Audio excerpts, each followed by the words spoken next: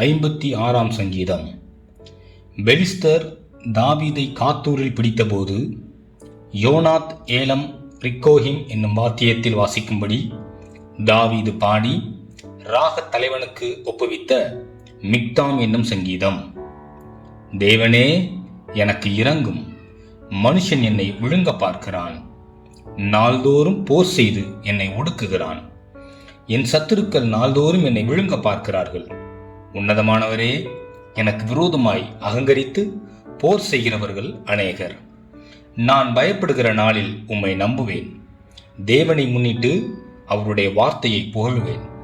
தேவனை நம்பியிருக்கிறேன், நான் பயப்படேன். மாம்சமானவன் எனக்கு என்ன செய்வான்?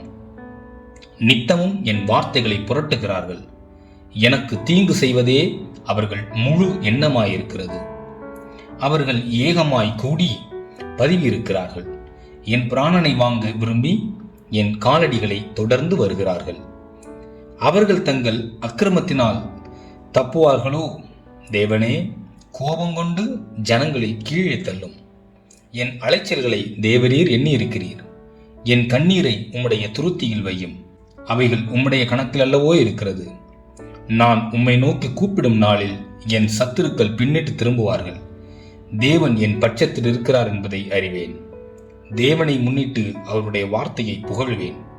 கர்த்தரை முன்னிட்டு அவருடைய வார்த்தையை புகழ்வேன். தேவனை நம்பியிருக்கிறேன், நான் பயப்படேன். மனுஷன் எனக்கு என்ன செய்வான்?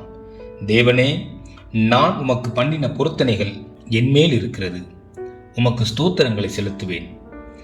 நான் தேவனுக்கு முன்பாக ஜீவனுள்ளோருடைய வெளிச்சத்திலே நடக்கும்படி நீர் என் ஆத்துமாவை மரணத்துக்கும் என் கால்களை இடரலுக்கும் தப்புவியாதிருப்பீரோ?